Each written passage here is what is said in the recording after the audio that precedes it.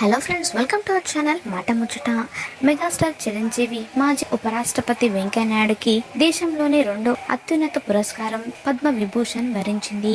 అయితే తెలుగు సినీ రంగంలో ఈ అవార్డు ఇప్పటి వరకు ఒకరికి మాత్రమే వచ్చింది. ఆయన ఎవరో కాదు, నట దిగ్గజం దివంగత అక్కినేని నాగేశ్వరరావు గారు. తాజాగా ఇప్పుడు మన మెగాస్టార్ను కూడా వరించింది. అయితే దశాబ్దాల తెలుగు సినిమా చరిత్రలో ఈ అవార్డు కేవలం ఇద్దరికి మాత్రమే దక్కిందని చెప్పాలి.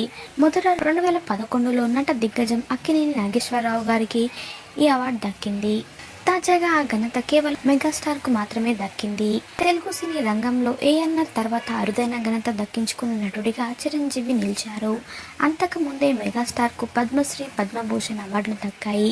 సినీ రంగానికి మెగాస్టార్ చేసిన సేవలకు గాను 2006లో అప్పటి కేంద్ర ప్రభుత్వం ఆయనకు పద్మభూషణ్ అవార్డు ఇచ్చింది.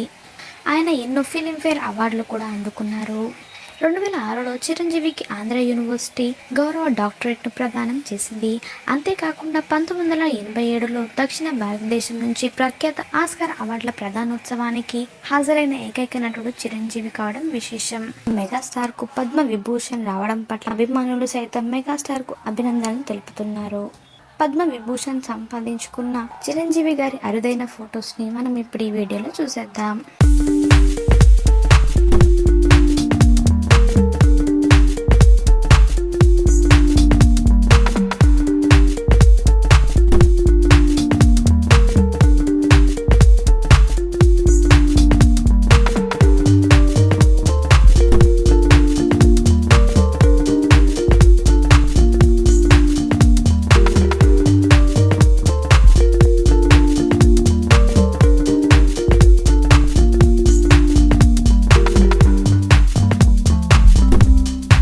మాట ముచ్చట ఛానల్ని తప్పకుండా సబ్స్క్రైబ్ చేసుకోండి.